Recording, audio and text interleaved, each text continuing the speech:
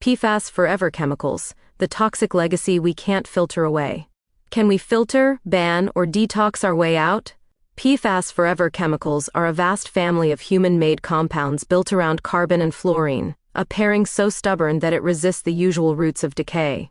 They were designed to repel water, grease, and heat. In the modern world, that has meant convenience and performance. It has also meant persistence in water, soil, food chains, and bodies.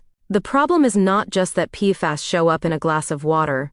Our systems were built to ignore thousands of closely related chemicals that move through industry like invisible lubricants. Regulation wants clean categories and clean endpoints. PFAS are messy, many sources, many pathways, slow harm signals, and expensive fixes. Filtering can lower exposure. Bans can slow new emissions. Detox may seem like a personal way out, but each approach runs into the same physics. Removing PFAS from one place often moves them somewhere else, unless you can truly destroy them. By the end, you'll understand what PFAS are, why the health risk story is both real and uneven, what filtration can and cannot do, and why regulation keeps colliding with industrial reality.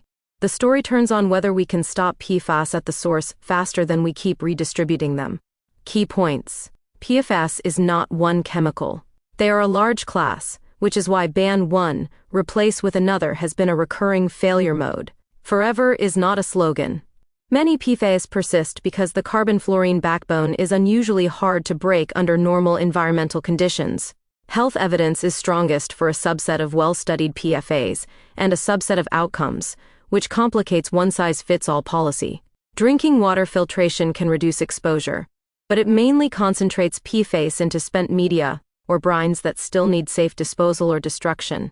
Broad bans are politically attractive and scientifically defensible, but they collide with sectors that depend on fluorinated performance for safety, reliability, or precision.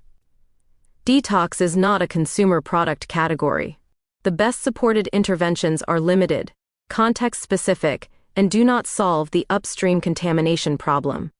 The next phase will be defined by whether regulators adopt essential use logic and whether destruction capacity scales beyond pilot projects. What it is. PFAS are per- and polyfluoroalkyl substances, a large family of synthetic chemicals that share a fluorinated carbon backbone. That backbone is the feature. It helps create materials and coatings that resist heat, stains, grease, and chemical attack. PFAS are used in consumer products, but their deepest footprint sits upstream in industrial processes, manufacturing aids, surfactants, sealants, and specialized materials where stability is the whole point. That is why PFAS show up far from any single culprit product. They are often part of the invisible plumbing of modern production. What it is not, PFAS are not a single toxin with a single exposure route and a single fix. The health and environmental story varies by compound, dose, duration, and pathway. And PFAS are not a problem you solve by switching brands in a supermarket aisle if the water, waste, and supply chains are still carrying the same chemistry. How it works. Start with the bond. Carbon and fluorine form an unusually strong pairing. In many PFAS, multiple fluorines coat a carbon chain like armor. Nature has plenty of enzymes for chewing through typical hydrocarbons. It has far fewer tools for undoing fluorinated backbones at scale. Now add mobility. Many PFAS behave like surfactants. They can sit at boundaries between water and oils or water and air, and they can travel through water systems efficiently. Some bind to proteins in blood, rather than dissolving into fat in the way many older pollutants do. That matters because it changes how PFAS distribute and how long they linger. Then comes the modern cycle. PFAS enter the environment through industrial releases, firefighting foam use, waste streams, and the slow shedding of treated materials. Once in water, they can move into groundwater, rivers, reservoirs, and eventually treatment plants. Many treatment systems were designed for microbes, nutrients, and conventional organics, not for stubborn, low-level synthetic molecules that resist breakdown. Finally, there is the trap. Removal is not destruction. If a filter captures PFAS, you now have a filter that contains PFAS. If a membrane rejects PFAS, you now have a concentrated brine. The chemistry does not vanish. It just changes address. Numbers that matter. 4 parts per trillion. That is the scale of some enforceable drinking water limits set for certain PFAS. Practically, it means regulators are treating these molecules as meaningful at extremely low concentrations, which forces utilities into advanced monitoring and treatment choices. 10 parts per trillion. Some related PFAS have higher enforceable limits than the most notorious legacy compounds. That difference is not safe versus unsafe. It reflects how regulators weigh toxicity evidence, measurement capability, and risk frameworks for different PFAS. A hazard index of 1. Mixtures matter because people are rarely exposed to one PFAS at a time. A hazard index approach treats combined exposure as potentially dose additive, meaning several compounds together can be regulated as a single risk signal. 4.4 nanograms per kilogram per week. That is the scale of a tolerable intake threshold used in food risk assessment for a group of PFAS that accumulate in the body. The key point is not the precise unit. It is that chronic exposure is the concern, because accumulation changes the math over time. Years, not days.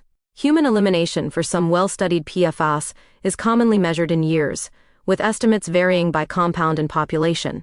This is why stop exposure and it goes away is not how PFAS behave for many people. The body can clear them, but slowly. Thousands. PFAS counts depend on definitions and inventories, but major lists run into the thousands and beyond. Regulation and cleanup are not just about a few headline chemicals. They are about a shifting family tree where new cousins can appear faster than toxicology and policy can keep up, where it works and where it breaks. Filtration works best when you define the target and control the water.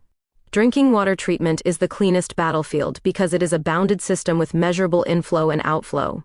Granular activated carbon can remove many PFAS, especially longer chain compounds, but performance depends on water chemistry and the filter's saturation point. Ion exchange resins can be more selective and effective for a broader range, but they also saturate and require regeneration or replacement. Reverse osmosis can remove many dissolved contaminants, including many PFAS, but it creates a concentrated waste stream and uses energy. At household scale, point-of-use reverse osmosis can cut exposure from drinking and cooking water. At municipal scale, membranes can become an expensive commitment with brine management as the hidden bill. Cleanup breaks down in soil and groundwater because time becomes the enemy. Pump and treat systems can run for years. Barriers can slow migration but not erase the source. And when PFAS sit in complex matrices like landfill leachate, industrial sludge, or firefighting foam residues, separation becomes harder and the waste becomes more hazardous. Ban works best when the use is non-essential and substitution is straightforward. It is easier to remove PFAS from cosmetics or certain packaging than from specialized industrial processes that rely on fluorinated performance to prevent failure. Broad bans also risk a predictable backlash, carve-outs for essential uses that become permanent by lobbying rather than necessity. Detox breaks down because most of the burden is systemic. Lowering a person's blood level does not cleanse a watershed. And even at the individual level, interventions that change PFAS elimination raise questions of who should do them, when, and with what evidence of health benefit. Analysis. Scientific and engineering reality. PFAS control is a three-step puzzle: detect, capture, and destroy. Detection is harder than it sounds because you are chasing families, not individuals. Many PFAS are not routinely measured, and mixtures complicate the signal. Engineering systems need targets and tests. Policy often outruns measurement, then has to patch the gap with proxies and class-based rules. Capture is mostly a matter of surfaces and charges. Activated carbon offers surface area. Ion exchange offers chemical preference. Membranes offer physical separation. The limiting factor is not whether these tools work in principle. It is breakthrough, maintenance, and waste handling at real-world scale. Destruction is the real bottleneck. Breaking carbon-fluorine backbones at scale requires energy, specific conditions, or advanced processes. Incineration, supercritical water oxidation, plasma, and electrochemical methods can destroy certain PFAS under the right conditions, but scalability, cost, and byproducts decide whether destruction is real or just a lab outcome. What would falsify the optimistic story? Clear evidence that destruction methods create persistent fluorinated byproducts that escape, or that PFAS-free substitutes carry similar persistence and toxicity once deployed at scale. Also, proof that the biggest exposure sources are not the ones being regulated, meaning we are treating the wrong pipes in the system. Economic and market impact. PFAS regulation is infrastructure policy in disguise. Utilities do not comply with chemistry. They comply with capital projects, pilots, procurement, construction, operations, and waste contracts. Someone pays, either through public funding, polluter liability, or higher bills. Industry is split between two incentives. One side wants clarity and a manageable pathway, defined limits, workable timelines, and approved alternatives. The other side benefits from delay and fragmentation. If rules vary by jurisdiction and by compound, substitution can continue while responsibility stays blurred. The market story will likely split into near-term and long-term pathways. Near-term, expect a surge in monitoring, treatment deployments, and litigation-driven settlements that fund cleanup. Long-term, the prize is new materials and processes that deliver fluorinated performance without fluorinated persistence, plus scalable destruction that closes the loop rather than shifting it. Security, privacy, and misuse risks. PFAS are not a classic cyber or privacy risk, but they do create a different kind of vulnerability: trust in essential systems. When drinking water becomes a chemical story, communities demand data, and the quality of that data becomes political. Misuse tends to look mundane. PFAS-free marketing can exploit technical loopholes, banning a handful of PFAS while switching to unregulated cousins, or using definitions that exclude major emission sources. Another misuse vector is overclaiming remediation, presenting capture as destruction or pilot-scale results, as if they are already industrial. Standards and disclosure matter because PFAS risk is often invisible until measurement forces it into view. The strongest guardrail is transparency: what was tested, what was not, and what happens to the captured waste. Social and cultural impact. PFAS has become a public lesson in how modern risks propagate. People can do everything right and still inherit exposure through water, food, and local history. That shifts the story from personal responsibility to systemic accountability. The cultural impact shows up in two opposing pressures. One is a demand for sweeping bans and clean narratives. The other is a backlash against chemicals panic, especially when evidence varies across compounds and outcomes. Both impulses can mislead. The path that builds trust is specificity, clear terms, clear pathways, and honest trade-offs. PFAS also reshape how society thinks about proof. For many exposures, you do not get a clean cause and effect story for each individual. You get risk shifts across populations. That is a harder kind of truth for public debate to hold. What most coverage misses. Most coverage treats filtration as the happy ending. But filtration is often the midpoint. If you remove PFAS from water and store them in carbon, resin, or brine, you have not solved the chemistry. You have concentrated it. The real question becomes, where does that concentrated PFAS go, and does it stay contained for decades? Coverage also tends to frame the debate as ban versus don't ban. The deeper lever is essential use versus convenience use. If regulators cannot define what truly needs fluorinated performance, bans turn into carve-out battles. If they can define it, bans become an engineering roadmap. Remove PFAS where substitutes are easy, constrain them where they are not, and force destruction and accountability upstream. Finally, there is a scale illusion. A household filter can feel like control, but PFAS are a watershed and supply chain problem. Individual action can reduce personal exposure. It cannot stop emissions, leachate, and industrial discharge unless policy forces the system to change. Why this matters? Who is most affected is not random. Communities near PFAS manufacturing, airports, military bases, and firefighting training sites often face higher exposure risk. People using private wells can be more vulnerable because regulation and monitoring are usually weaker than for public systems. Workers in certain industries can face occupational exposure pathways. Pregnant people and children matter because developmental windows can amplify risk from exposures that seem small on paper. In the short term, the stakes are practical: water testing, filtration upgrades, consumer product reformulations, and legal liability. Long term, the stakes are structural: whether society can prevent a repeating pattern where chemistry outruns governance, and cleanup becomes a permanent tax on the public. Milestones to watch. Spring 2026, U.S. regulatory revisions and compliance timelines are expected to be clarified, with potential rule changes finalized.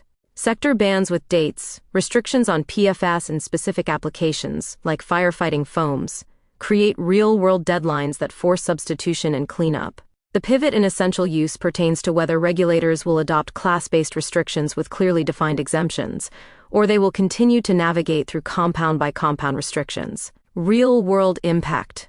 A water utility adds activated carbon or ion exchange to meet new limits. The visible change is cleaner finished water. The invisible change is a new waste stream that must be handled safely for years. An airport replaces firefighting foam and excavates contaminated soil around training grounds. The hard part is not the switch. It is proving the contamination is contained and deciding how to treat the extracted waste without spreading it again. A textile supplier removes PFAS-based water repellents from performance clothing lines. The trade-off is durability versus compliance. The long-term win is a supply chain that does not rely on persistent chemistry for a short-lived product. A clinician is asked whether a PFAS blood test means something. The most honest answer is that it can indicate exposure history, but translating a number into an individual forecast is still limited. The most useful action is often exposure reduction and standard preventive health screening. The road ahead. PFAS will not be solved by a single breakthrough, because the problem is not a single molecule. It is a system that learned to rely on fluorinated persistence as a feature. Scenario 1. Source control wins. If regulators define essential use tightly and enforce class-based restrictions, emissions fall and cleanup becomes a shrinking tail rather than an endless expansion. If we see broad, enforceable restrictions paired with upstream discharge controls, it could lead to a real decline in environmental loading. Scenario 2. Filters become the default. If politics can only agree on treating drinking water while allowing wide industrial use, exposure drops in some places, but the underlying contamination persists. If we see repeated compliance extensions and fragmented bans, it could lead to a world where cleanup is permanent infrastructure. Scenario 3. Destruction scales. If high-energy destruction methods become reliable, affordable, and verifiable at an industrial scale, the concentrate problem weakens. If we see large-scale facilities prove true mineralization with controlled byproducts, it could lead to closed-loop treatment rather than endless transfer. Scenario 4. Substitution backfires. If replacements are more mobile, less studied, and just as persistent, the chemical family tree keeps outrunning policy. If we see rising detection of new fluorinated byproducts alongside PFAS-free rebranding, it could lead to a second wave of regulation and public backlash. The next thing to watch is not a headline about one chemical. It is whether policy, measurement, and destruction capacity finally align, so that removal means removal, not relocation. More insight, less noise. Subscribe and explore the full range at taylortaylor.co.uk.